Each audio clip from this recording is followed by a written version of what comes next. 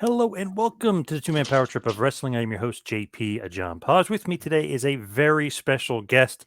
His resume is crazy. I actually had to cut it down a bit to kind of fit it all in. Three-time ECW World Tag Team Champion, a former WWE Intercontinental Champion, four-time WWE World Tag Team Champion, three-time WWE US Champion, a former WCW Hardcore Champion, and a former WCW Cruiserweight Champion. He is the one and only Lance Storm. Lance, welcome to the two-man power trip. Thanks. And I've got my dog doing a run-in, but we'll have to deal with him.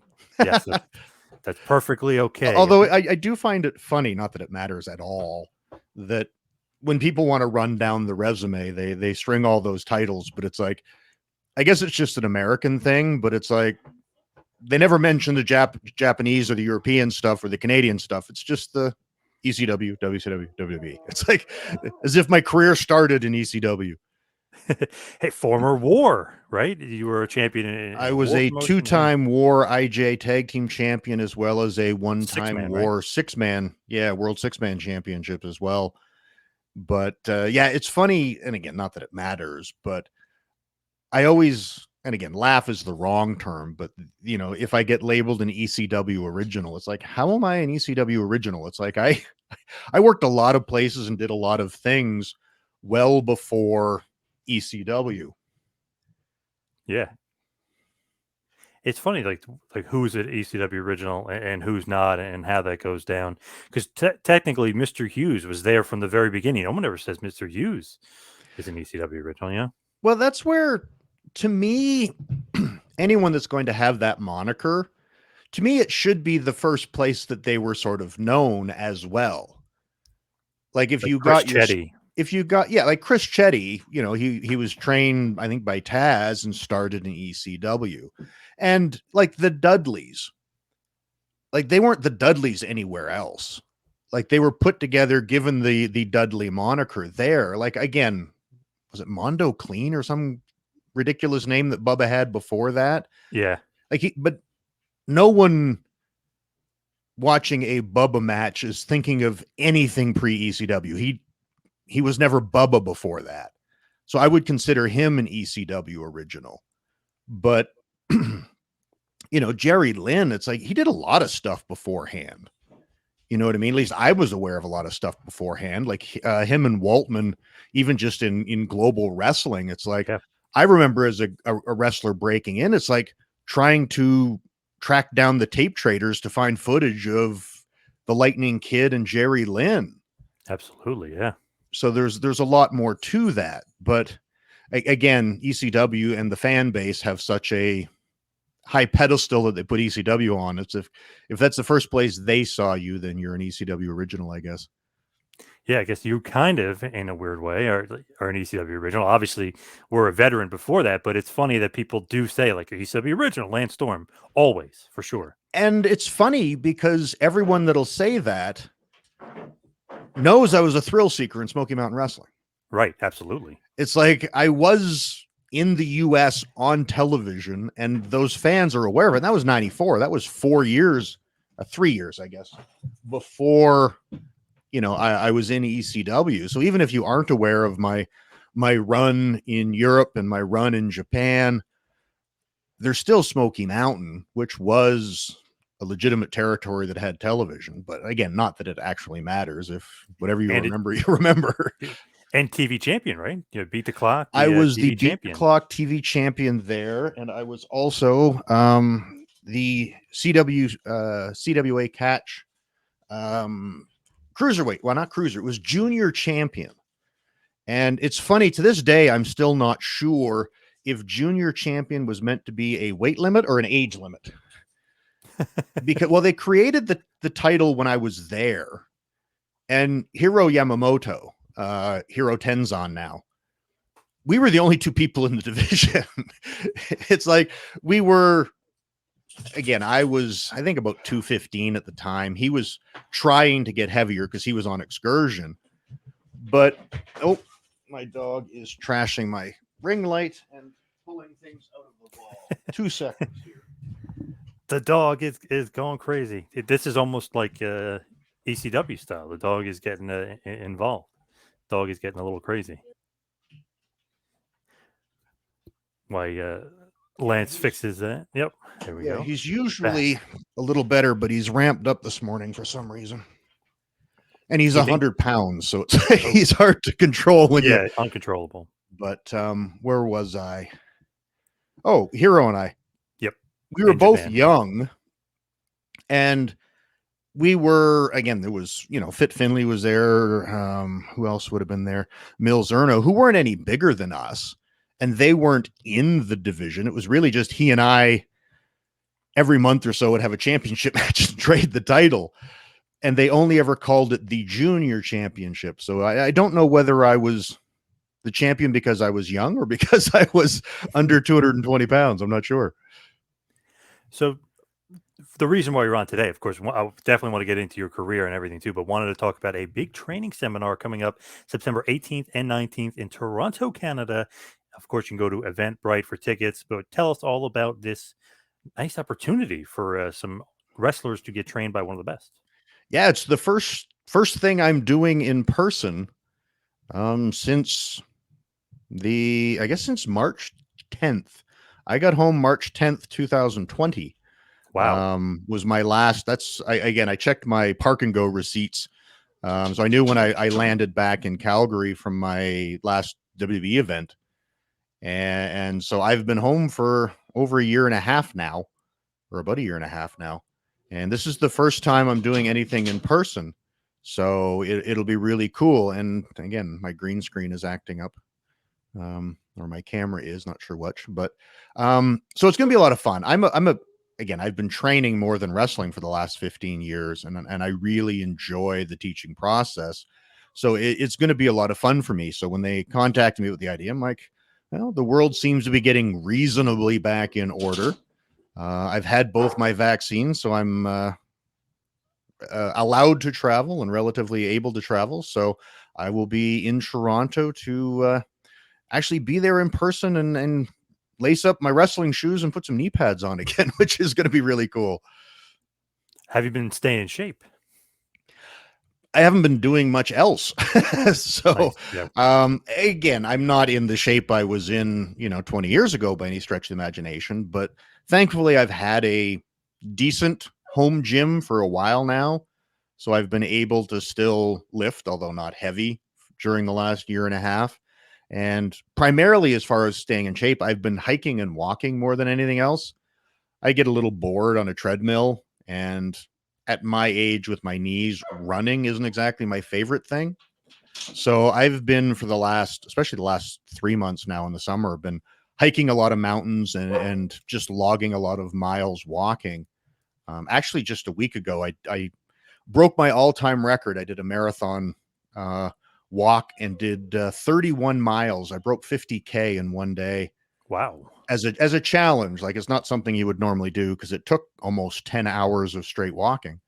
But so yeah, with that and the hiking the mountains, my cardio is not too bad, and the light workouts in the home gym, I'm feeling good. Wow, that's probably quite impressive. What made you want to just kind of go for the marathon, just to break a record? Well, excuse me, last year, a friend of mine online, he decided to see if he could do it. He wanted to bike 50 miles in a day, just sort of as a physical challenge for himself. And I was talking how that's kind of cool, but I don't ride a bike. The constant having your neck tip back, I've got neck compression over the years, and I'm told that I shouldn't have my neck tip back at a high angle for long periods of time. So I don't bike. And I'm like, I wonder if I could walk. And I figured like 25 miles is half the distance would be relative equivalent. And I think he timed his and he did it in 2 legs, and it was about 7 hours, I think, when he did his bike. So I'm like, wonder if I could do 25 in around 7 hours ish or so on foot. So last summer I set out and did it because I'm also a Fitbit fanatic idiot that likes to keep track of my numbers. So last year I went out and I did a 20 mile stretch and then a 5 mile stretch. And together they were about 7.5 hours. But at the end of the day, I still had to walk my dogs and do other stuff. And I realized that my Fitbit I ended up being like 28.5 miles. So even then I'm like, do I push it and try to make 30? And I'm just like, no, okay, I'm good. And I stopped, and it was 28 0.4 miles and I think 56,000 steps for the day. And this year, since I'm not doing all that much at home for COVID and everything else, I got it in my head that I was really close to 30. It's like maybe I Yeah. could beat 30. Yep. So I went out and it was, so I broke, I guess what is it? I broke 60,000 steps. I broke the 30-mile mark. And then I'm like, okay, I'm good, because going to 35 miles, which is the next barrier, is a long way. But somewhere around, I think it was 10 o'clock at night, I realized that if you convert it to metric, I was really just shy of 50K. And I'm like, really, like once and a half around the block and I'll hit 50K. So I laced my shoes back up and went out.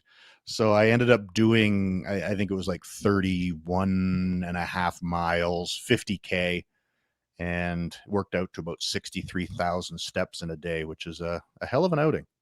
Yeah. How you feeling after that? I didn't feel too bad. Like my feet started getting a little sore after 20. And my one hamstring and knee started knotting up a little bit around the 25-mile mark. But by the end of the day, like even when I went out for the last, kilometer and a half to break 50, at that point I started loosening up again because I got a break. And again, I do a lot of, 7, 8, 9-mile walks just because I like walking and I've got time because I'm not doing much else. Right. So I've done a lot of distance, and I've done, I did a couple of mountain hikes, which are a hell of a lot more work, even though they're shorter. When you add, 800 meters of elevation in your walk as well, it gets you in pretty good shape. Now, is that kind of shape a lot different than being in wrestling shape? You always hear people say like, "Oh, I'm always in great shape, but I'm not in wrestling shape." Well, yeah, it's a different level, but again, I'm not at a point in my life where I'm planning on doing 15 or 20-minute matches again.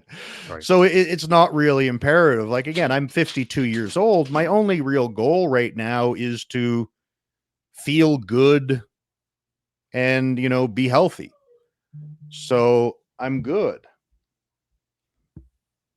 2 seconds here. My daughter is again having issues. So with the actual training and everything else, and being in wrestling shape, I mean, that seems like like you said, you're not doing full time, but that just seems like the up and down the knees. I mean, it seems like it is obviously a lot more intense. Yeah, it's like the only thing I would not be in shape for is the cardio. Like my body feels good. My knees are good. My back's good. They were never that bad ever to begin with. And my dog just hit my hydraulic thing on my chair. So I'm in good shape and healthy in that regard, but I don't do the level of cardio required if I were actually going to do a match. I would imagine you get two beyond a 5-minute match, a 7-minute match. If I'm really smart and lay it out well, I'm probably going to be huffing and puffing pretty good. Yep. And even if I was doing that level of cardio, you got to go in and do it, because there's that. I'm sorry.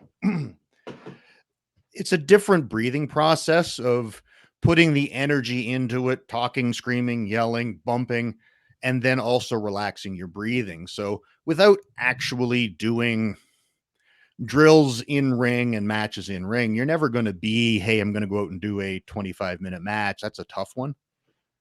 And again, I don't see why, like, even if I were to take another match, it's like, I can't imagine there being a reason I would ever need to go more than 12 or 15 minutes. So I would still need to up my cardio if I was ever going to do that again, but that isn't in my current plans at all. When you do like a seminar, you do training, is a lot of it wrestling training, or are you doing some cardio too, or is it mostly cardio? Like, how does that work with the seminars? Well, I've never been one to like doing the cardio and just making them run for the sake of it. Like if you're running a regular school, then fine. But if you get a chance to learn from me, it's like you don't need to learn cardio from me. There's a million people you can learn better cardio from. So to me, it's a bit of a waste of my time or my value. It's like my value is in my wrestling knowledge and my ability to teach you wrestling. So I tend to, whenever I run seminars, do more of that. Like there's going to be always a required bit of warm up and get moving. But if I'm just going to, make you do squats and push-ups and stuff, it's like you can get any personal trainer at a gym to make you do that kind of crap. So I just think it's not proper use of time and value. So if you're going to pay money to come train with me, it's like you're going to learn a lot more if you actually, get in and wrestle and hear me talk about wrestling, and then also, get a chance to actually do some physical stuff with me as well. When those training seminars are going on and you're doing that, do you teach them a lot of the in-ring stuff, or do you also teach them some of like the other parts, the politics and you got to be ready for stuff, or are you strictly staying with like, hey, let's focus on in-ring and getting you better in the ring? I generally hit it all depending on what people's most interest is. Like there's going to be always the physical technique stuff they want. There's going to be a lot of psychology because I think that's really important. But I generally do. And again, there's actually a Q&A Saturday evening. A lot of times in those situations, that is the stuff that people want the experienced knowledge from. And it's okay, what do you do in this situation? What do you do when this happens? And if someone is doing this, it's like, how do you handle it? Because there is a lot of politics and obstacles and just ways to conduct yourself. And there's a lot of pitfalls that you can fall into along the way. So when and if questions like that arise, I always deal with them, but they aren't anything that I really sort of plan and put thought into ahead of time. Those are just, if it comes up, we'll answer them and deal with them. Talk to Dr. Tom all the time, and he always says the basics and fundamentals never go out of style, and that he constantly, obviously, great trainer himself, constantly preaches do you agree with that as well? The basics and fundamentals, you have to have that down before you start developing characters and everything else. I think that's the case with everything, right? Like you can't make it in the NBA if you can't dribble a ball. Hmm. You know what I mean? And you can't become a race car driver unless you know how to steer, brake, and shift gears. It's like you always have to have your basics and your fundamentals. And if you ignore those early, it will come back to bite you in the ass. So I do think, but that's where too, with seminars, it's the more frustrating part for me in that you don't always know the level of everyone that's going to be there. Right. So it's like, if everybody has good basics and fundamentals, then we don't need to worry about it. But if there's people that are really struggling on some of the more basic things, it's like, we've got to hit this. And because I am a very detail conscious guy, like there's a lot of stuff that people pass for good fundamentals that just make me roll my eyes and want to, makes my head explode. So there's a lot of things that I do like to try to point out and fix along the way if we can. The only problem is, and again, this is probably why Dr. Tom also harps fundamentals. If you don't get good technique early and you develop bad habits, it's really hard to break them. And even we were talking about this before we started the show about, Hulk Hogan doing a lot of heel stuff, which is one of the reasons why I wasn't a Hulkamaniac as a kid. Right. The back raking, the eye raking. It's like, I really think it is a case of he worked as a heel when he first broke in and it just became his instincts. Oh, hey, I got to take over. I'll rake his eyes. And it's just like, yeah, you're pulling from your heel playbook that you developed early. And when you develop bad footwork and bad techniques and stuff, it's like, especially if you've been wrestling for a while, it's hard to fix those. So at seminars, when at all possible, I like to try to point those out as often as possible of this would be better. And then another thing that I tend to do, and I don't think enough others do, because I do have very specific and certain ways I prefer things to be done, but I can explain to you why it's better. And there's a lot of people, well, there's lots of flavors of ice cream, and there is, and there's lots of ways to skin a cat. But if you're doing this move, this hold, or whatever, and you've been taught this way, and this is the way I teach it, it's like, I can explain the advantages to my way. And if you can't explain to me why your way that you've been taught or you do is better, it's like, well, then it's not better. It may be, well, that's the way I've always done it. It's like, well, that's fine. But unless you can explain to me why it's better, it's not good technique. Right. It's crazy though with WWE because people are getting mad that they kind of want people with less experience. Isn't that because they want to teach them their way? It's almost they don't want them to have bad habits coming in. Do you think that's why they want people with less experience because they can teach them the right way or their way? No, because again, there's a lot of things that they teach that I don't think is the right way. Right. True. Yeah. But I think it's just a case of they like blank slates. They like, and I think part of it is not so much the whether you're doing it the right way or the wrong way. It's just when you've had success and you've achieved certain things, you're a little more questioning, a little more certain that there are alternate ways of doing things. And if you don't like to be questioned, blank slates are great. And that again, it's back to what I talked about with my teachings. It's like, I have no problem with anyone questioning how or why I do something because I can explain to you why I do it. But if your answer is just, well, that's just the way I want you to do it, you'd rather them not question you. And I think that's where blank slates come in rather than others. Now, again, when I had my school, I preferred a blank slate to someone who's just had a bit of poor training elsewhere, because there were a lot where it's like, oh my God, we have to change everything that you do, because he was going to, Joe Indie wrestling school where it's like, this guy's had 4 matches and he's teaching you. And it turns out he had horrible technique. And now I have to try to break all of your habits. But again, if you're signing someone where, again, like they signed Adam Cole at one point for developmental, and it's like, having him is a billion times better than a blank slate, because the guy was great when you signed him. Right. Yeah, a lot of those guys too. It's just funny. It's like sometimes they go back and they go almost backwards. We're like, no, we don't want to sign guys. Like, they signed AJ and Samoa Joe and all these guys. And it's like, no, now we're going backwards. We don't want to sign those guys. So it's always, I don't know, a mixed bag with them. I guess there are extenuating circumstances where you want a guy like Cole or whoever, but I feel like sometimes they almost go backwards where they want a clean slate or blank slate of guys like a Braun Strowman. Well, I don't think that's just WWE. I think that's entertainment in general, wrestling as well, that part of it is the grass is always greener, but also is change is always refreshing, where in anything, if you, again, any wrestling company, it's like everyone is big. It's like, and then you see someone small doing something else, like, wow, he stands out. We need more of that. And it's better if you just add a little of that rather than deciding to change your entire philosophy. But if you have a bunch of small, really exciting workers forever, it seems to be the same and it's not as exciting anymore. So it's like, oh, I mean, we need big guys. We want some, we need some big Stan Hansens in here. And then if you switch everything over to Stan Hansens at a while, that gets dull. And I think in wrestling and in most forms of entertainment, you're always better to have a lot of things. Like if everybody looks like Lex Luger, it's like you don't even notice anymore because it's just everybody looks like that.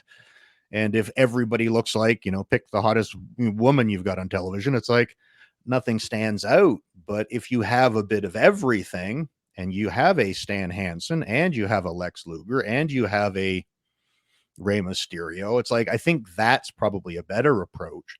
But Vince tends to do big changes rather than minor ones. And it's like, well, it's his prerogative. It's his company.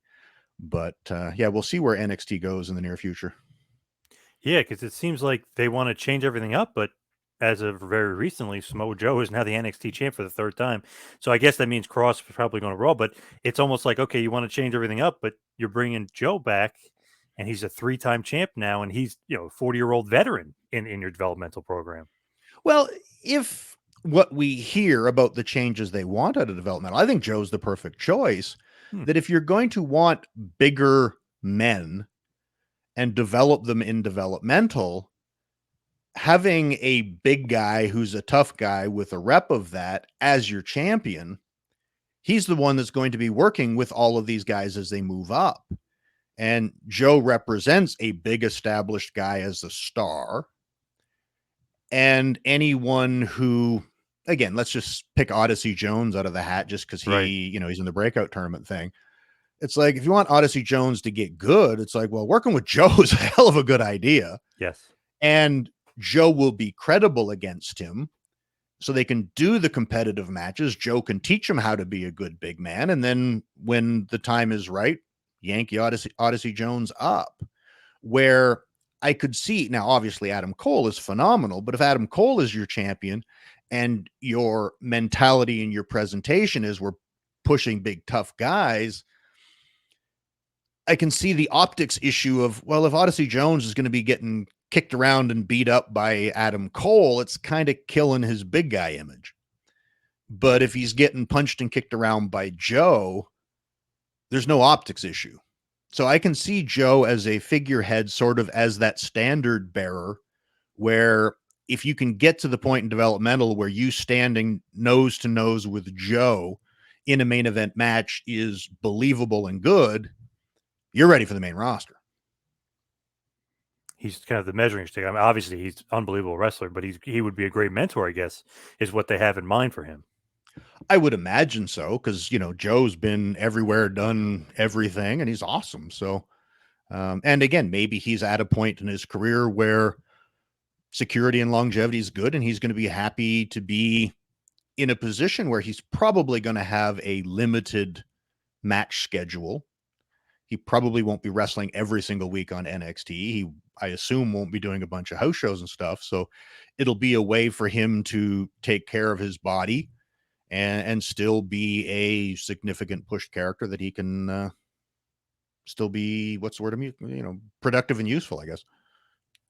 Do you ever get surprised, like, by some of the releases? I mean, obviously, you've been everywhere, you've done everything. You even were a producer for WWE. Do you ever get surprised, like, wow, Joe is gone, and then they yank him back in because it's like, why the hell did they release him? You ever get surprised, like Wyatt or Strowman or some of these guys? It's like, why would they release some of these guys? Any of that surprise you or shock you at all? There's a few that surprised me. Now, Joe didn't, because he was under a talent contract doing commentary. So I thought there was a good chance that it's like, okay, I don't know what his contract was, but it's possible that it was, $5 or $750 or something a year. It's like, they're not paying the third guy at the desk half to $750,000 to be the third guy at the desk. So if they want to get out of that talent contract, it's like, well, I can see where they'd want to release him. Or if his contract was up, it's like, okay, we're not paying you the same amount of money, Joe. Here's an announcer's contract. And if Joe wasn't happy with that as an offer, or wasn't happy with commentary as a full-time career moving forward, then the release, the expire of his contract happens. And then at that point, obviously he's got medically cleared. So at that point, he's back on the market as a talent. And I guess someone realized that, hey, if we're going to make these changes to NXT, Joe now, as a standard bearer and measuring stick mentor in NXT, is worth X a number of dollars. I have no idea what they offered him. Right. And Joe was happy with that deal. So that didn't surprise me. But again, I was surprised with Strowman. And there was others that did surprise me. But again, it's when you're around wrestling long enough, you learn that, the only thing that's for sure is change. Yeah, true. Just thinking of you and just going back to like your training stuff. So Hart Dungeon graduate, but I always read that Jericho says that like you guys never saw the Hearts, even though you were trained by the Hearts. Like, is that true? It's like, how is that like possible? It was the Hart Brothers Pro Wrestling Camp, which was owned and operated by Keith Hart. But they rented a building, they put a ring in it, because that's another misnomer. Legend is great, but like the Hart Dungeon is a basement. And, with I don't know the exact height of it, but like a 7-foot ceiling, and there's no ring in it. So no one actually did all of their training and became a pro wrestler in the Hart Dungeon. Now, the TJs and the Harrys and the Natties there's mats down there, and they did learn to grapple and do moves and stuff, but they had rings out in their yard, and then they did shows where they could actually climb a turnbuckle and hit ropes and learned how to wrestle. So the dungeon was more Stu stretched people. Yep. And again, some grappling technique was certainly learned there by a lot of people. But when you came for the Hart Brothers Pro Wrestling Camp, they rented a building, they set up a ring, and they ran a proper wrestling camp. And that's what Jericho and I were part of in 1990.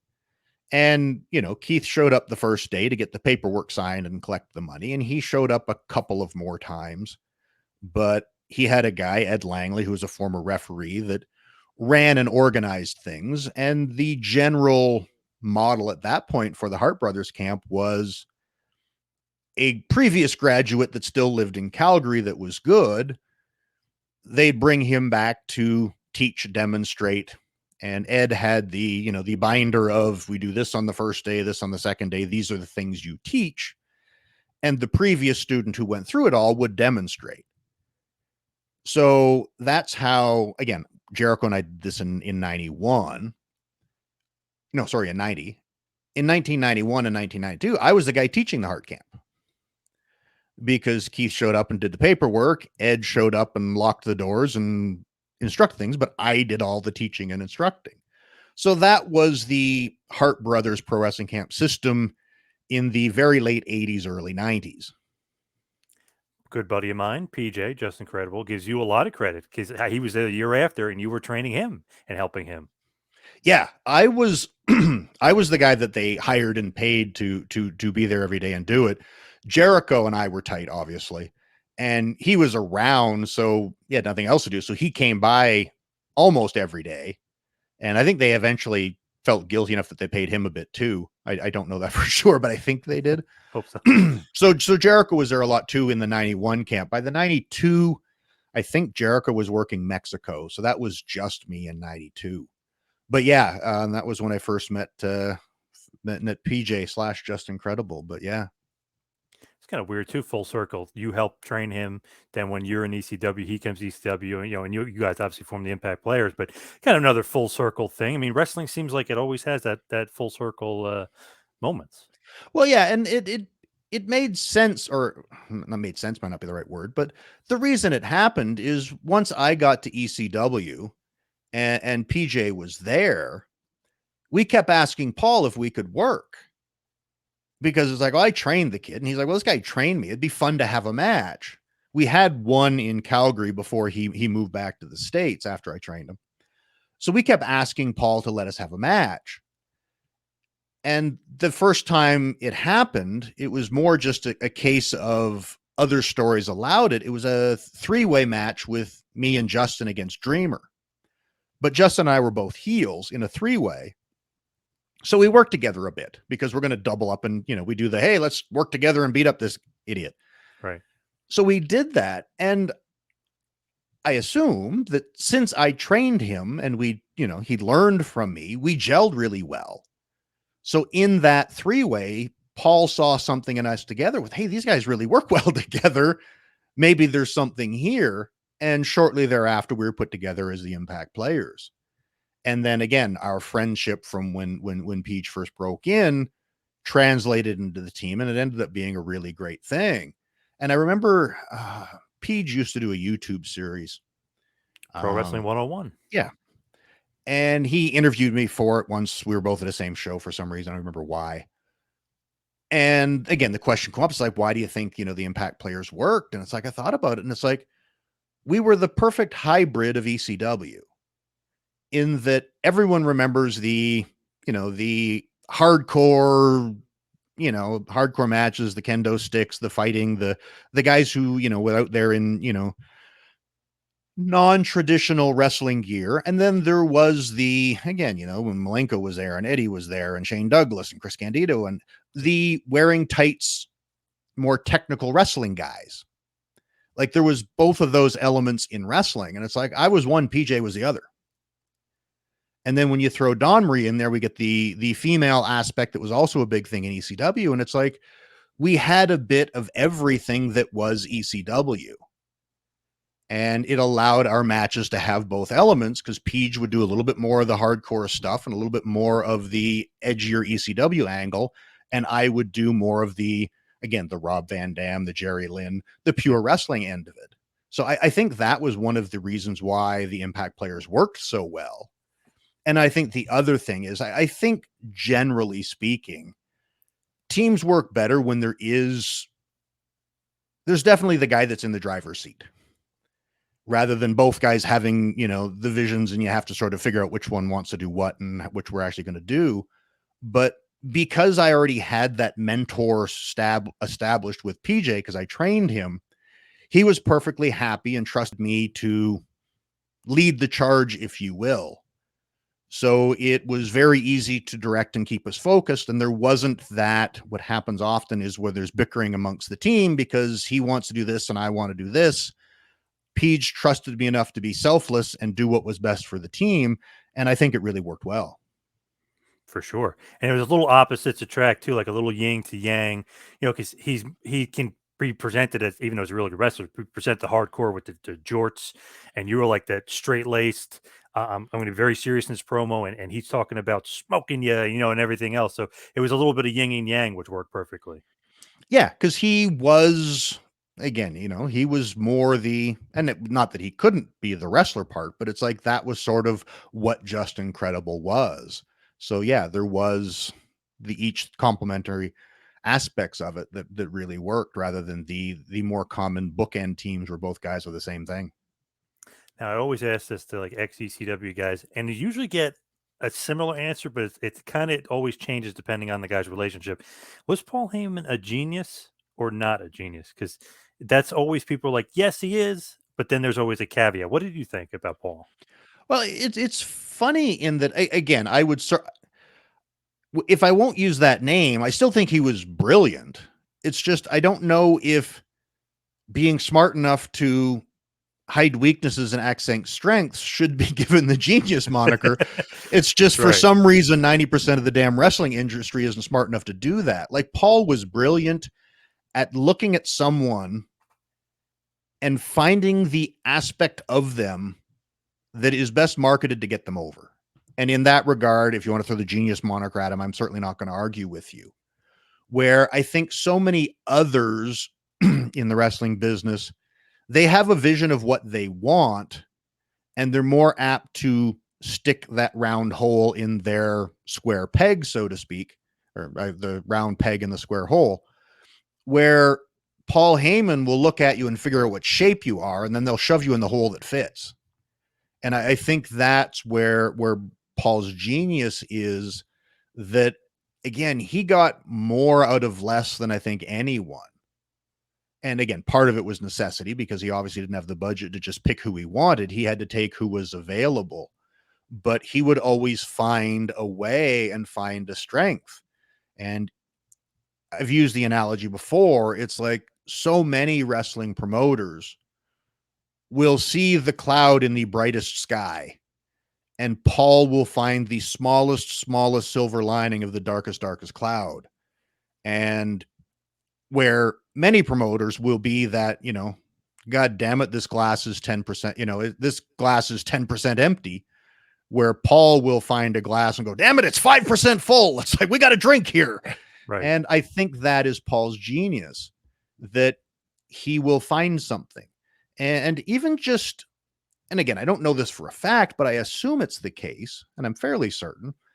It's, again, especially when you first meet me, I've always been a shyer, more reserved, quiet person. I like my solitude. Mm-hmm.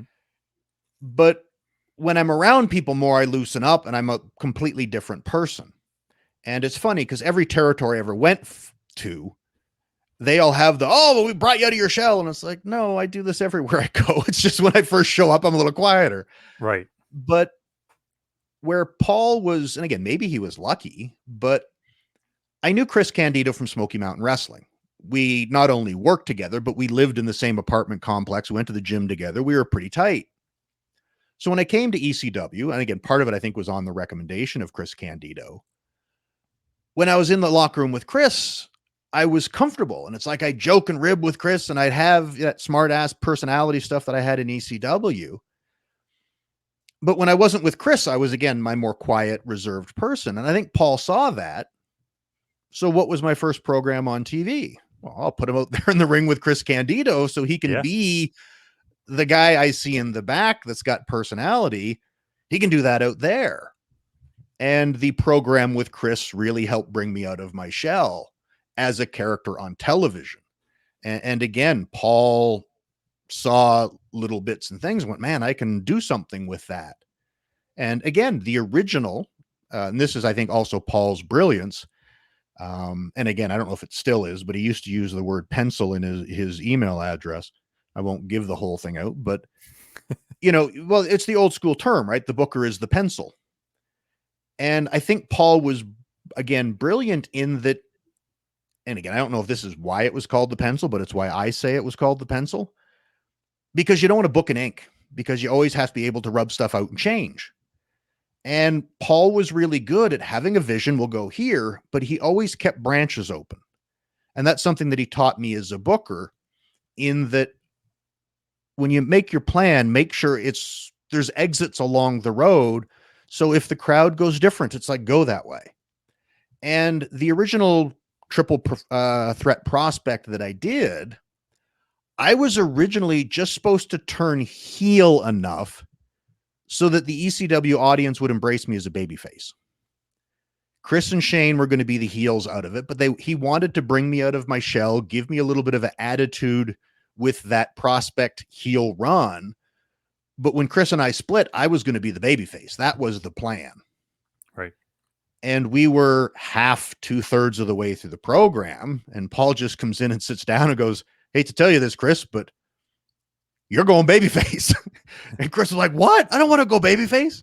He's like, I'm just reading the crowd. They're getting more into Lance as a heel. He's the one that's going to be the heel in this. And Chris was like, crap.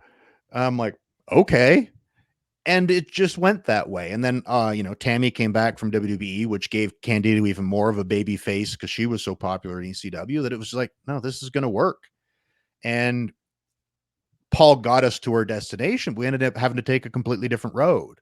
And again, I think that's a lot of Paul's brilliance, in that he isn't arrogant enough to think that this is my plan, that's what we'll do, and this is the way they will react. He has an idea. He thinks it will work. He figures this will get a reaction, but he will always listen, and he's always willing to fine tune. And because he's also very smart, it's never an abrupt fine tuning. So you never think it feels like he had to change his plan. It's like, he just makes subtle changes. And if I'm not here telling you this, you'd go, oh, hey, this was the plan all along. He did this. Lance ended up the heel. They had this feud. And it's like, hey, perfect. But it wasn't the original plan. He was just smart enough to think on his feet and adjust. I always thought he was great at when he'd bring in like legends or big names, like how to use them, but get his talent over. Like I know Bam Bam was there for an extended period of time, but man, Bam Bam got over Shane, he got over RVD, got over Ted. You know what I mean? All these guys he would get over. Funk would get over. Like he was perfectly knew how to utilize the big name to get hit over his guys. Yeah, and then probably the real genius part of Paul Heyman is in his ability, and again, it because he'll just babyface the shit out of everybody. The ability to convince you to do what he needs to get done. Like I think a lot of promoters wouldn't have been able to necessarily convince all of these names and talents that come in to do what he needed them to do to get over his own talent. But Paul is also very persuasive. And he's done that. Now, granted, you mentioned Bigelow. It's like, I'm a big fan of Bigelow. I worked with him in Japan as well as ECW. And Bammer was always about doing what was right long term. So that was a no-brainer. But yeah, when you consider the importance of Bam Bam putting over RVD, and then the program with Taz. And again, I was there with the part of the, putting him as part of the triple threat and Shane getting that win. It's like he gave a lot of guys a big step up. Huge, for sure. Now, a lot of issues with Paul, though, like, okay, he's great creative. He might be opposite business-wise and money-wise. Did you have, like, money issues with him, like so many other guys have said, like, oh, I didn't get paid or bounce checked? Was that an issue with you? And did that lead you to want to leave? Well, I did leave because of the financial issues in ECW. Now, again, I don't think it's fair to say Paul was a bad businessman, because I don't know if any businessman could have gotten ECW to that point and kept it all profitable and above board and making it. Now, I did have issues in that I think I only had one check bounce. No, it would have been three, because, and this is where I felt that I had the ability and the leverage to go elsewhere if I wanted to. And I had a good relationship with Paul. And when there started being check issues, I was actually in the process of negotiating a contract with him. But one of the clauses, if you will, things I want to put in my contract was, if a check bounces, he had, I think, 30 days to make good on it, or whatever was his thing. But I'm like, that's fine if you want that in there, but I want a 3 strikes, you're out. Because there's no way I'm going to stay here if every single check could always be, 4 weeks late. Right. He said, yeah, no problem. And when I told him that and put my foot down, my check was FedEx to my house every week, and it always cashed. So I was never behind in my pay. But when he did hit the third time it happened, I told him, it's like, I'm terminating. We were only under a verbal because we hadn't actually worked out all the details to the contract, but we were working under the agreement of it verbally. And I just called him and said, consider this my verbal termination of my contract. You've bounced 3 checks. I said, I'm not quitting, but I am no longer under contract and obligated to stay here. And again, that may have been the point with the check started getting FedEx to my house. So at that point, I was never behind in my pay, but I realized that ECW was struggling or going the wrong direction financially. So at that point, I started looking at my options and reaching out with, through a few friends of mine, with let people know that I would be interested in other offers. And I got a pretty good offer pretty quick from WCW. And then again, I kept Paul in the loop the whole time when I was talking to WCW, because again, I had a good relationship with him, respected him. And it's like, I'm talking with them. He's like, okay. And I agreed to deal with them. He's like, fine. When do you finish up here? I'm like, well, I've got the pay-per-view with Justin coming up. Once I put him over at the pay-per-view, I don't see why there's any reason to stay longer. And he said, okay. So we did the pay-per-view, and then I left. Which is, I guess, you're right to do that. I mean, if not going to get paid, you're wrestling, you're on his program, every right to get out of there and leave. Very smart on your part to have a part of the contract too. Well, yeah, and granted, we never ever got around to signing the damn thing, but it was a case of, again, I was, the breadwinner of my family, and I had 2 kids at that point. Just had the second one like just right before that. So it's like I had to look out long term for my family, and since I felt I had options to go elsewhere, it's like I had to take them. And Paul seemed to understand that. And to this day, Paul and I are friends, so there was no bad feelings on any front whatsoever. Now, technically, I didn't get my last check after I left, but I figured that was. And again, I don't even hold Paul. I don't hold any bad will towards Paul on that front, in that I realize that the company's in bad shape. There's people here not getting paid.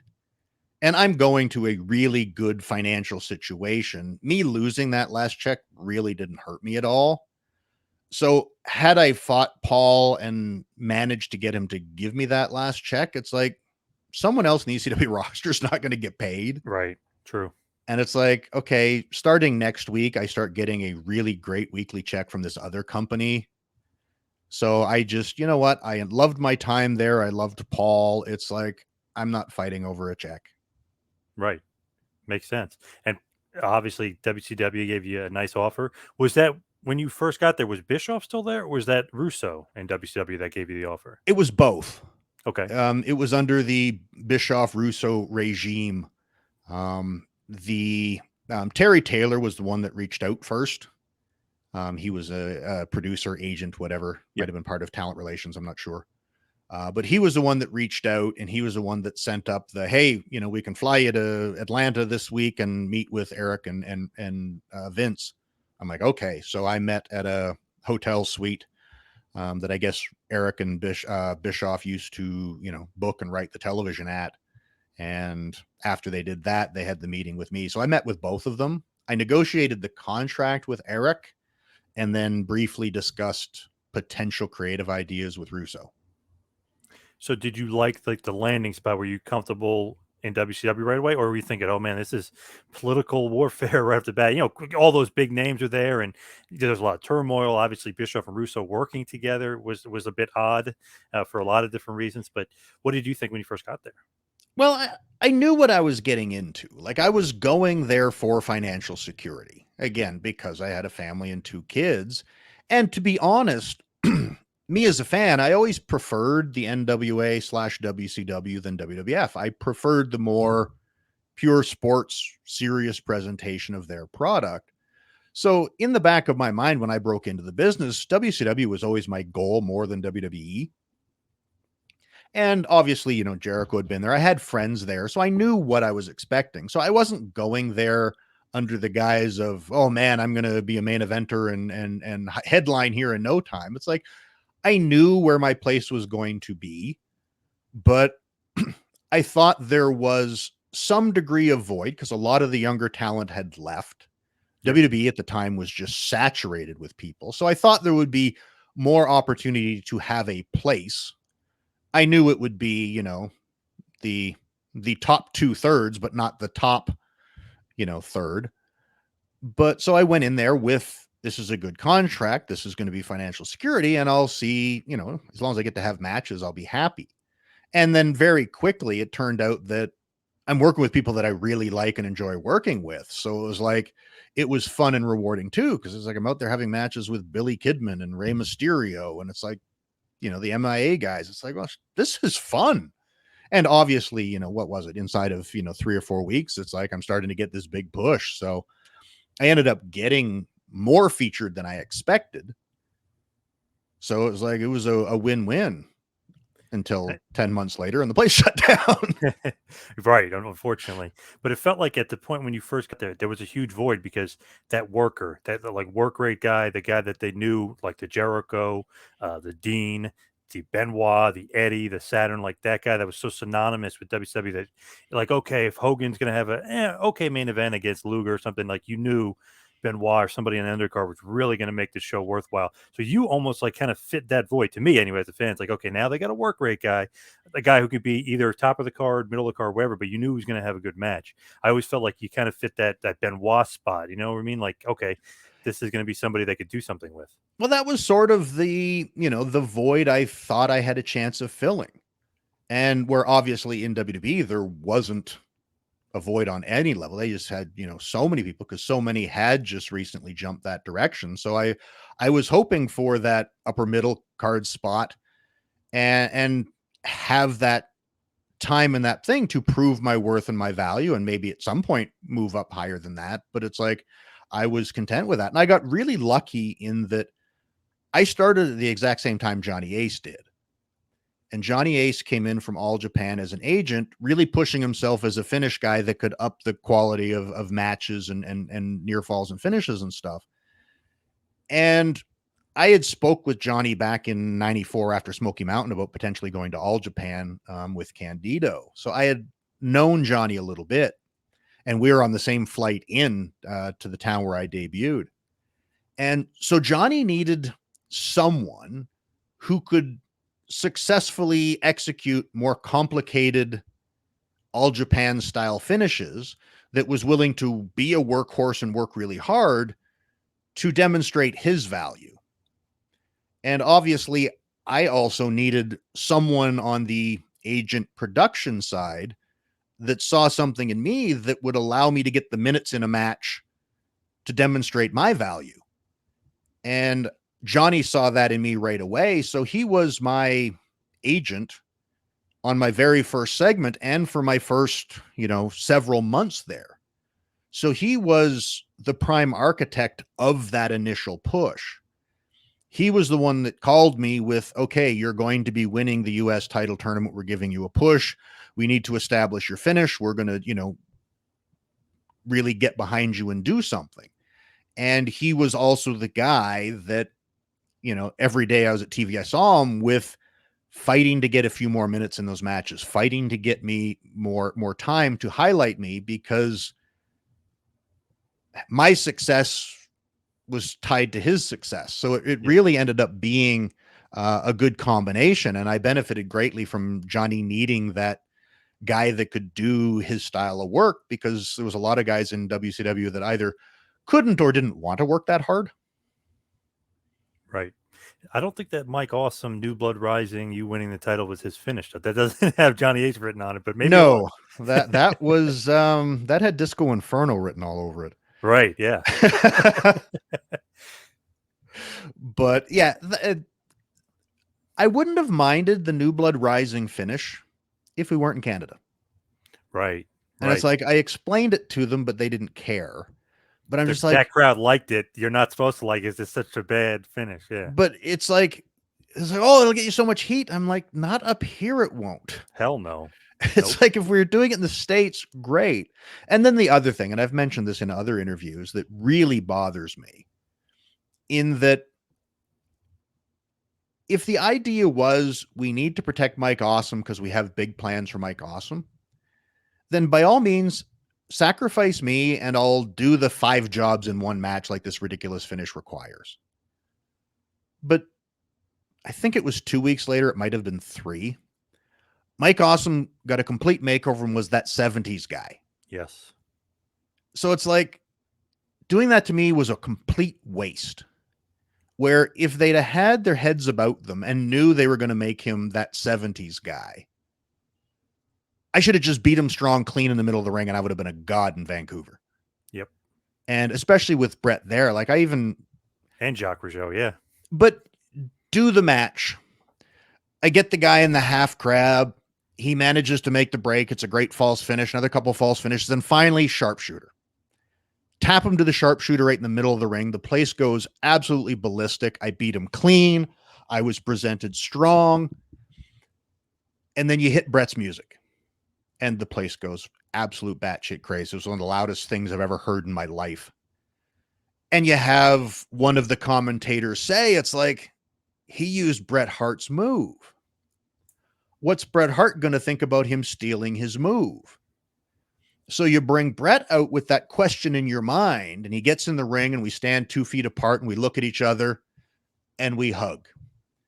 And you have Mark Madden hit the line. Well, who do you think taught him the move? He was trained by the Harts in 1990. He's been a Hart family product since day one. Right, yeah. And you have Bret Hart endorse me and give me his finish. And at that point in time, I'm made for life in Canada. And Mike's being repackaged in 3 weeks anyway. It's like, so doing that to elevate me would have cost them 0. Yep.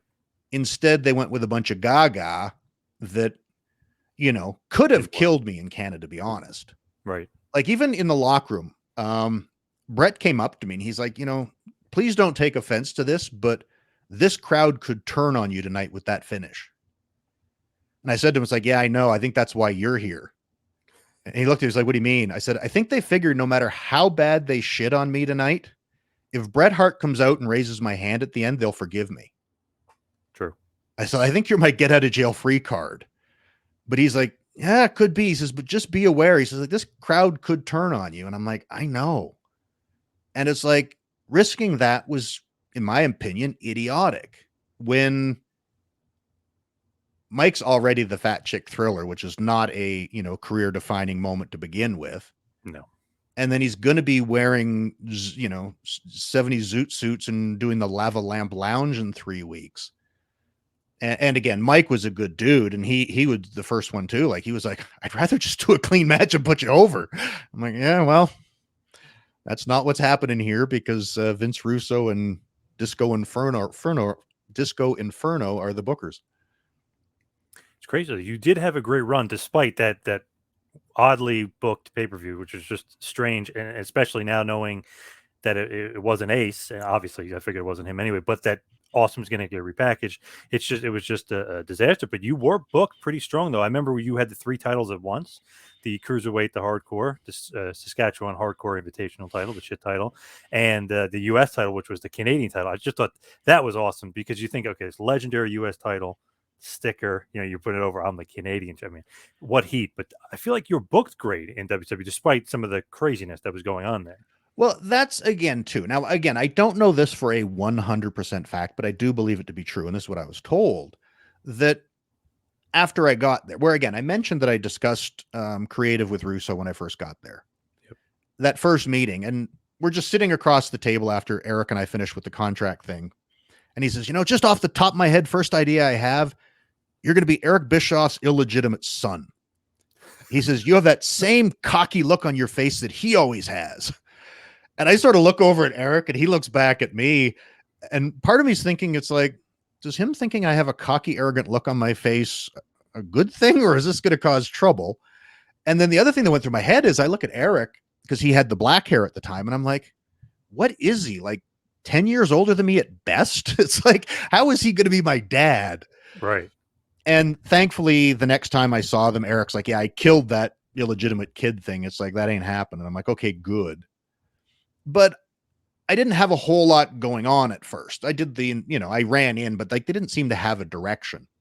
And I was told that Vince Russo in a production meeting did I don't see anything in him. I don't know what I can do with him. And I was told that Johnny A said, give him to me. He'll be the hottest heel we have in 6 weeks. And that was the week before the the U.S. title tournament when Johnny said, give him to me. So the next, 4 weeks, again, it probably took him 3.5 weeks. He did it. I won that title. I challenged Booker T. And it's like, at that point in time, I was, if not the hottest heel they had, certainly the newest, freshest hot heel they had. Yeah, absolutely.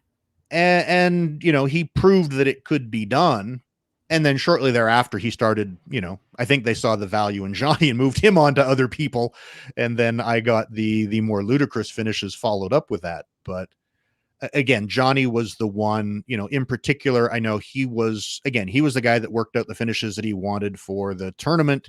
He was the one for the hardcore and the cruiser. He was the one that really put a lot of pull and fought to get me enough minutes with Sting the time we did Sting.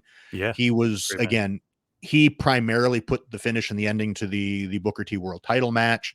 It's like, that's where he was my biggest advocate. With WCW closing, I know you're part of Team Canada. Mike Awesome eventually becomes a part of Team Canada after Carl Ouellette and had some visa problems. He's gone.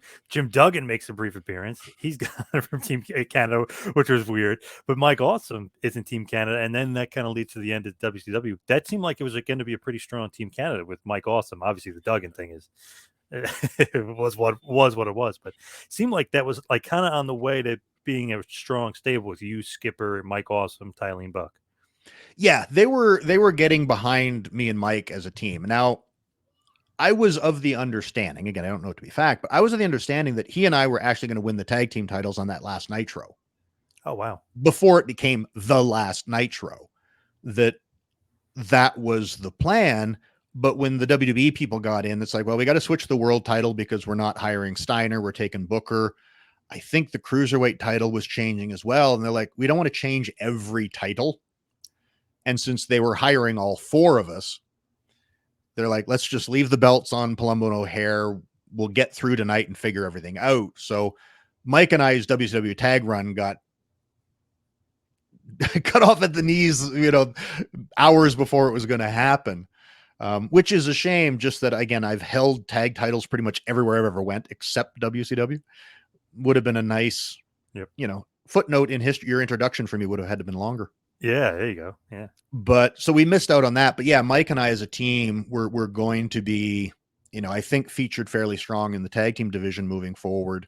And even for a very brief run in WWE, they were keeping us together, but WWE soured on Mike Awesome sooner than I wish they did. But it ended up, I ended up going singles my own way without Mike because they kind of fizzled out on Mike pretty quick. You're really the first one to make the jump. I mean, right? Weren't you the first to be part of the invasion, the first to technically jump in the ring? Yeah, I think I was technically the first contracted WCW wrestler to appear on WWE television. Yeah. And that was just a coincidence. Well, I don't know if it's a coincidence, but I think it was just a case of, oh, hey, Raw's in Calgary. We want the first one to be a surprise. This is the easiest way to sneak somebody in. That if they were going to fly someone to, if they had to fly Booker T to Memphis to do a run in for a television, someone's going to see Booker T in the airport and it'll get out. But me being seen in Calgary is pretty common, so it's not a big deal. Right. And because they didn't even tell me, they told me that we're flying all the WCW talent to Connecticut to meet with Jim Ross and get, the tour and the initiation and just the introduction to the company. And they said, there's no point in wasting money to fly you to Connecticut. We're in Calgary in 2 weeks.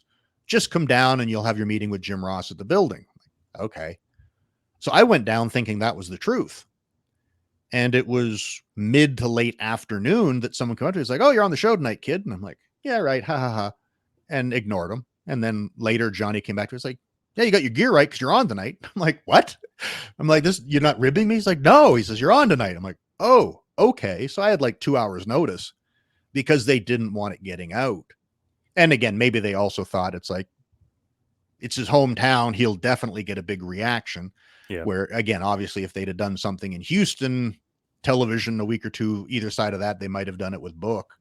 But as it would happen, there was Calgary, and it's like, well, this kid will definitely get a reaction in his hometown, so let's just do it. What did you think about the alliance, the invasion, that whole thing? Because it seemed like a bit of a flub, just from a fan standpoint. Like, wow, we expected so much more, and then we got Steve Austin and Kurt Angle on the WCW team when they were so true blue WWF guys, especially Austin. I mean, I know he wasn't WCW, but I mean, man, he carried WWF to beat WCW. Why the hell would he be on Team WCW? Did you enjoy any part of that invasion angle?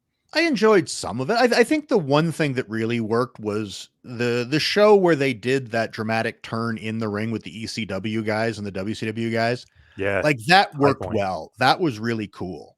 But yeah, at the end of the day, we lacked like even just two more people I think could have done it. Like if we had Flair and Eric or Sting and Eric, I think we would have been fine.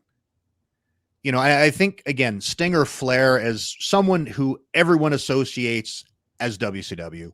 Yep. And Eric obviously as Vince's foe from the Monday Night Wars.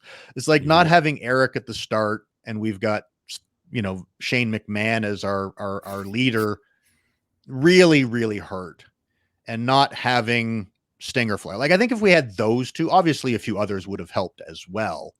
But I think those two of those three, and Eric had to be one in my opinion, it really would have made a difference. And then the other thing that just always felt weird, and there was a few of us that kept asking, it's like, who are the baby faces here?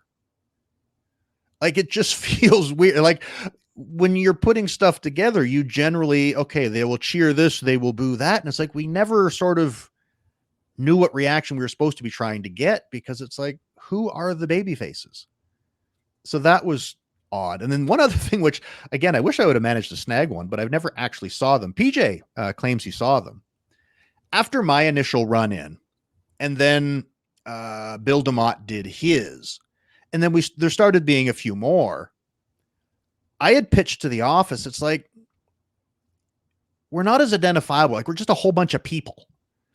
I said, what about getting team tracksuits like New Japan does? Because like if you're a young lion, but you get the New Japan sweats, we know what team you're on. Yep. And I said, what about getting actual WCW sweatsuits so that if it's a backstage segment, if it's a run-in, if it's that face-to-face, it's like you always know what team we're on because we wear our uniforms. Now, if it's a match, we're going to be in our gear, obviously, but we'd have those. And they liked the idea. They told me they were going to do them. And Peach one day comes, he's like, oh my God, I was just at the seamstresses. You should see these tracksuits. They're awesome. They got our names on them and shit. They're great.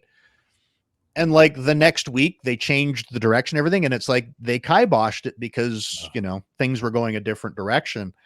And I remember thinking to Peach, I'm like, what did they do with the suits? Can we still have them? It's like, I wouldn't mind one. Yeah, it would look awesome, even at home. Yeah. Yeah, but I just thought it would have at least given us a definite identity that, because like you say, it's like, Austin in particular, it's like he comes out and it's like, does anyone's first thought when he comes through the curtain is WCW or the Alliance? It's like, I can't imagine where, at least if there was sort of an identifying uniform, obviously he'd still want to put his Stone Cold t-shirt underneath it because he's got, millions of dollars of merch money to make. But I just thought that would have helped to at least give us an identity. Yeah, really. And the Austin thing is just crazy because he's the kind of the reason they, or not put out of business, but he's kind of the reason why WWF took over. Really, I mean, it's just odd booking there. Well, yeah, and the fact that Stone Cold Steve Austin only exists because WCW didn't have any plans for him. Yeah, exactly. Got a FedEx in the mail. Yeah. Yeah, so it really was like the most absurd pick, but it was what it was. With you, we mentioned kind of off air, you had a few full circle moments, like as you were a fan, WrestleMania 4, 5, and 6. You got to wrestle Hogan there. You got to wrestle Mr. Perfect, or with Mr. Perfect. You got to see them wrestle, obviously, on the grand stage as a fan. But that's pretty damn cool. Full circle moments with Perfect and Hogan.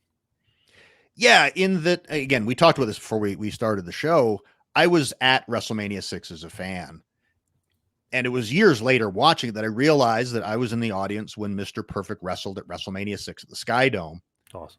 And then you fast forward to Mania 18, 12 years later, and I'm wrestling at a WrestleMania at Sky Dome in Toronto, and my tag partner, one of my tag partners was a 6-man, is Mr. Perfect. And again, it was years later that I realized, like, wow, that's really cool. I was there as a fan watching him, and now I'm his tag team partner. And the other I knew right away, in that Mania 4 was the first time I saw Hulk Hogan wrestle live, and it was the Atlantic City Convention Center. And then fast forward however many years it would be to, I think it was a SmackDown we did from the Atlantic City Convention Center, and I'm in a 6-man against Hulk Hogan. It was Hogan, Rikishi, I want to say Edge. I'm pretty sure it was Edge because I think they were starting the Hogan Edge run, and it was Christian, myself, and I would guess Test was with us as the Un-Americans at the time. It may have been a different person, and I fed the Hulk up in his comeback, and the fan in you is like, oh wow, this is really cool, and the fact that it was the same building, I'm like, wow, this is really cool that I've again sat in the stands in this building and watched this dude wrestle, and now I'm in there feeding the Hulk up.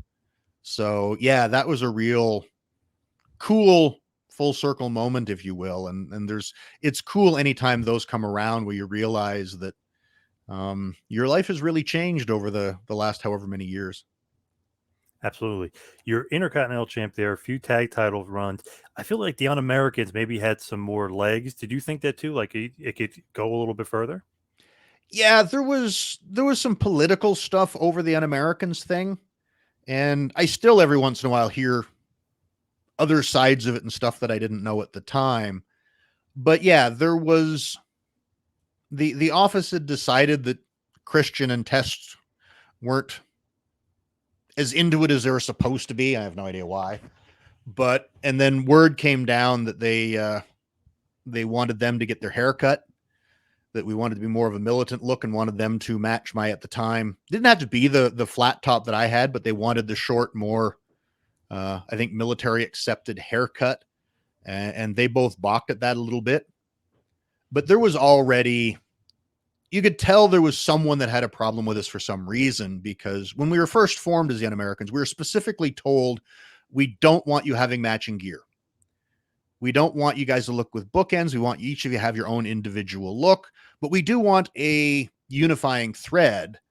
And that's when it was actually my stepdad at the time come up with the upside down American flag for symbol of distress for the US. So we'd have the t-shirts, but they didn't want us to match our gear. And then in this meeting, when Edge and Christian were told to get their haircut, we were chastised for half-assing our efforts and not having matching gear yet. And I was like, we were specifically told to not get matching gear. It's like, if you want to yell at me, go ahead, but we were told not to do this. So don't tell yeah. me I'm half-assing it because we haven't got matching gear yet. But then the haircut became an issue, and they just decided that the gimmick had run its course. But we were told that they did still see value in William Regal and I as a team, which is why we continued on as a tag team, which we weren't technically still the Un-Americans, but I think most people just consider it a continuation. And I do think William Regal and I still had more on the shelf, more legs, so to speak. But that's when William Regal got really ill, and we missed out on the Mania 19 because he got really, really sick. And again, he almost died. And there was I think about a 2-year period where he didn't think he'd ever wrestle again. So it's not like anyone had the option to continue the Lance Storm William Regal tag team. And then thankfully, again, they eventually managed to get his health issues worked out. He managed to make a comeback. So, but yeah, that run got cut down, not because anybody had any choice. One thing I didn't like with the run there, the boring. Remember, Steve Austin comes out, starts chanting boring. Did you have any problem or issue with that? And obviously not with Steve, because it's just part of the storyline, but with them kind of going in that direction, because you never want the crowd chanting boring, but in this instance, they want them chanting boring. I don't know. I just didn't quite get that in that angle and that gimmick. Yeah, when I first was told about it, and Dean Malenko, who was an agent at the time, he was the guy that always broke the news ahead of time to me to soften the blow.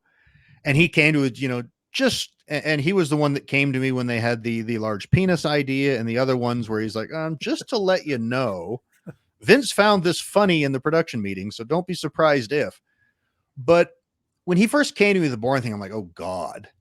But that was also the day, and I'm backstage, and Steve Austin comes out to me. He's like, man, I hear they're going to strap the rocket to you, kid. We got a thing tonight. And it's like, if there's anything I can ever do to help, it's like, just feel free to ask. And I'm like, cool. So I'm like, okay, this can't be a burial. They're using Stone Cold Steve Austin in this angle. Right. And then, Vince pitched it to me as, again, they were really big on trying to get crowd interaction at the time. And at the time they were chanting, "You suck" at Kurt. And he's like, we just want them to react. Max, what are you doing now? 1 second. Sorry, guys. He's finding things to eat he's not supposed to. So he's like, no one thinks Kurt Angle sucks, but we like to get the crowd interaction. So you're just going to get them to say boring. I'm like, all right. And we did the initial thing with Steve on the ramp with the pillow and stuff, which I thought went really poorly. And I went to Vince and I'm like, can we not make this about my personality is boring? I said, because we're still going to have people come out and we're going to have matches. We can't make the wrestling boring because they're going to have to watch this shit on television. So I said, can we make it more a shut up and wrestle gimmick where it's the, God damn it, kid, if you just shut up and wrestle, we'd really enjoy it. Right. But we don't. And he seemed to go with that. And I think the following week was when we did, might have been when we did the first highlight reel with Jericho. And we started steering it into his personality. And it actually started working on live events in that I would come out.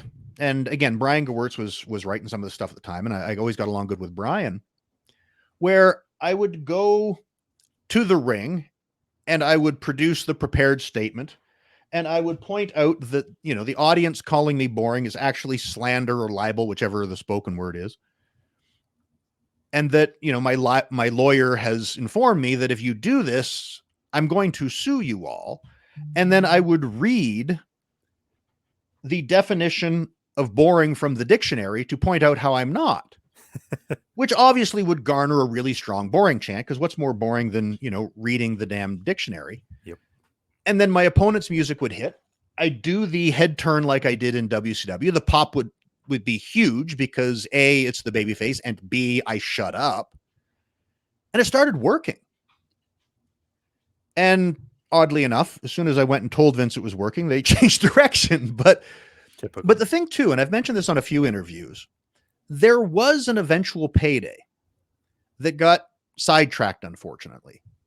That if you remember the Survivor Series, I just got to text my daughter. where was I? There Survivor was an Series original payoff. Payday where there was building to the Survivor Series where Steve Austin was the sheriff. Yes. And he was feuding with Jericho, and Jericho was trying to get the sheriff thrown out for, overstepping his bounds. And they built to I think Bischoff was the team captain on one, and Steve was on the other. And if Jericho's team won, Steve would be fired or something. And this was the time where it started with a highlight reel. It was Jericho, Test, Christian, and I. And he's pointing out all of the bad things that Steve Austin has done to everybody. This is when I'm dancing. And he gets to me and he's like, look what he's done to you. He's got you doing this. And I do actually, I'm kind of having fun for the first time in my life. I'm kind of glad he did.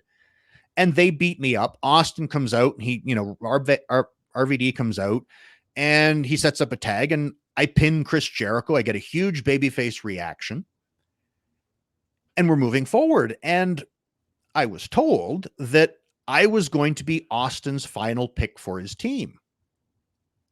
Because again, I was the first one that stood up for Steve against Jericho and said, no, I actually liked it. So he was then going to stand up for me, which is, I assuming when Austin told me they were going to strap the rocket to me, this is where he was of the impression it was going. Right. And I was going to be in that match. And Shawn Michaels was supposed to wrestle. It was either Randy Orton or Rob Van Dam. I don't remember which. Actually, we were babyface side, so it probably would have been Orton. Could be wrong. Doesn't matter. One of those two. We're going to be in a single match. And I hadn't been named as the fifth guy yet. And Creative decided that they're going to hold off the Shawn single match for another pay-per-view. And someone went, it's like, well, we got to have Shawn on the show. What do we do with him?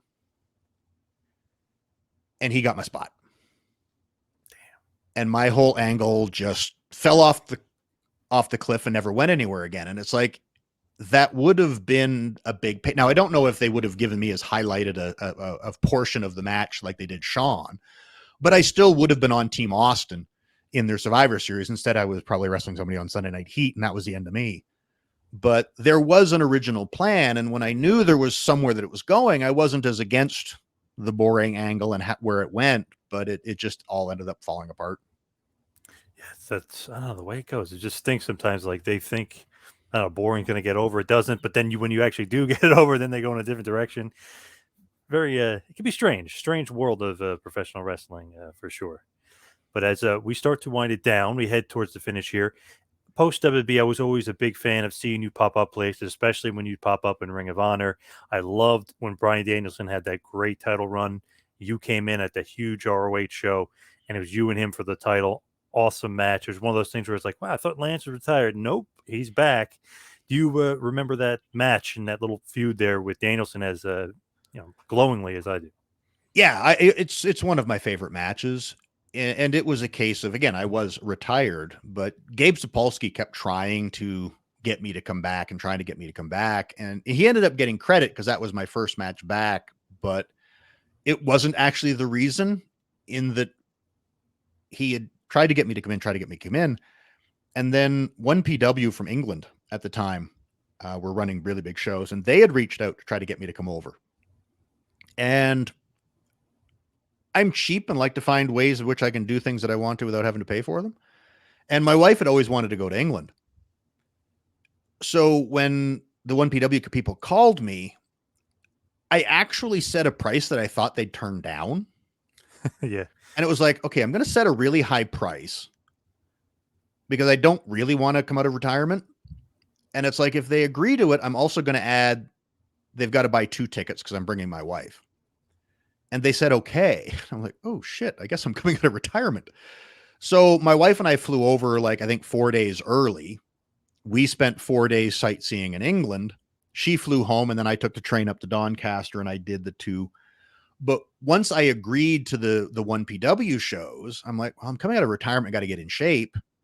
Hey, Gabe, what about this, coming into a Ring of Honor? And their date ended up being before the Doncaster dates. So while I agreed to the UK trip before the Ring of Honor trip was my first match back after leaving WWE. And again, I was a huge fan of Bryan Danielson even then. So I was looking forward to the chance of working with him. It was big for ROH at that point too, because they were really trying to cement him. Obviously, he was going to have like a long, lengthy title reign, but they wanted to have names. So it's like, wow, okay.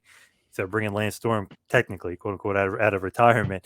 Wow, Danielson beat Lance Storm. Like it just added to that title run. I was like, wow, what an awesome run. But that match was awesome. I just love that. And just added, it was like a highlight of his basically his long, very lengthy title run. It was funny too when I did my short return to WWE as a producer before the pandemic. I was actually talking to Bryan, and the match came up, and he's like, that was a really big thing for me. You were really the first, like the big league veteran type guy that I got to work, and it was just like, really? Oh, okay. I didn't I had no idea. I had assumed he'd done a ton of big things by then, but I guess he hadn't worked beyond where he was in Ring of Honor and different things, and having the former, big name WWE guy or whatever come in, it's like that was a big deal for him. And again, I just remember really enjoying the match and loved it. And we didn't know what the finish was going to be exactly when we went to the ring. We decided it out there in that obviously I was putting him over. I wasn't staying and he was a champ, but I just assumed, I was like, oh, I'll just tap to your cattle mutilation. He's like, I don't know if the audience is going to want to see you submit. So he was pitching doing a pinfall. And I'm like, well, the other one's your finish. I can just tap. And he's like, I don't know. And then he says, it's like, actually, he says, from the cattle mutilation, I can roll you over and bridge and pin you in the hold. So we decided, it's like, well, let's just go out there. And we countered in and out of it a couple times at the finish anyway. And he says, let's just decide. We'll listen to the audience when we get there. And if you feel like it's right, go ahead and tap. But if you don't. And I will just roll you and pin you. And I'm like, all right, well, we'll see what happens. And then obviously, if you've seen the match, I tapped. Yeah. And I think we went like 27 minutes or something. So it was a good one. Yep. Awesome match. That's awesome to know. Like, wow, they're literally calling it in the ring. I mean, well, not a bit. Actually, we called a fair bit of it in the ring, but it this is the finish wasn't a huge adjustment to make. I'm always curious. It's a bit of a generic question, but I love like going on YouTube after, especially interviewing somebody like you, and you're like, all right, what are some of your favorite matches or opponents? And then just type it in like Lance Storm versus him, Lance Storm versus him. Is there a couple guys, obviously besides Bryan Danielson, that like stick out? Like, man, you should go out on YouTube and watch me versus him, or watch this match. Well, I think anything I did with Jerry Lynn was always really great. I really, and again, since it's like almost the anniversary of it, it's like the SummerSlam with Edge. I was a big fan of it. It was my only singles pay-per-view in WWE, I believe, other than One Night Stand, which is sort of a half and half ECW WWE. But great match though. I was really happy with that one. Again, anyone, another one I'd just like to point out, because if people think of the other one, I had 2 world title matches with Booker T and WCW, the Nitro that everybody remembers. We did one on Thunder from England that was way better, because we didn't have Mike Awesome and Mighty Heidi at ringside and the debacle with the sandwiches and the Vince Russo booking, if you will.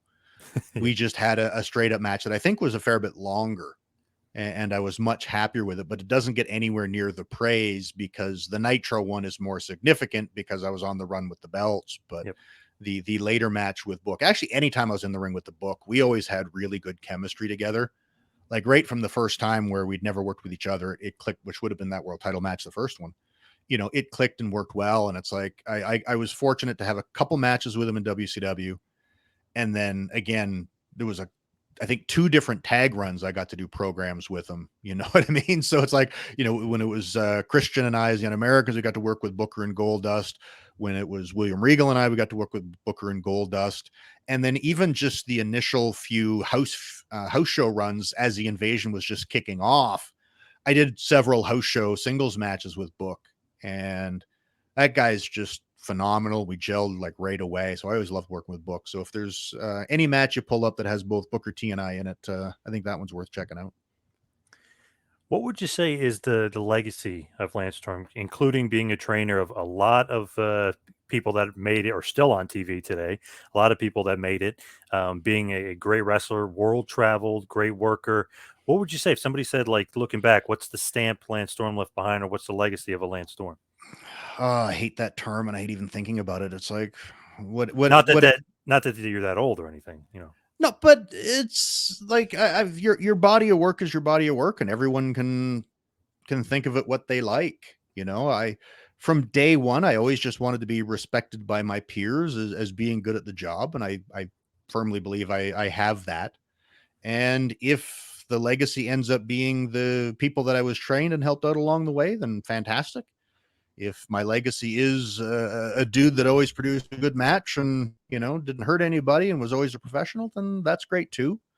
But I don't know. I'm not a big, I need a legacy guy. You know, my true legacy is probably my kids that has nothing to do with wrestling. So I think Bret Hart has the best answer ever to that question when he was asked. I think it was by Jim Ross back in the day. It's like what is Bret Hart's legacy or whatever, and he says that when you compare him to somebody else, you say about somebody else, that guy was good, but he was no Bret Hart. And I was like, oh my, it always stuck with me. It's like, that is such an awesome line, and most likely in 99.9% of cases probably true.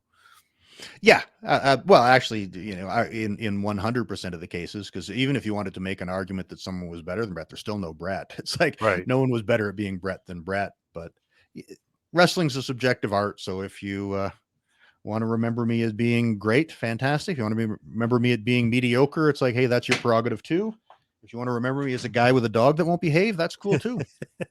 So, of course, want to also mention one more time the training seminar on September 18th and 19th in Toronto, Ontario, Canada at Eventbrite Tix. Go there. Literally just type in Lance Storm Training Seminar, Toronto, Canada.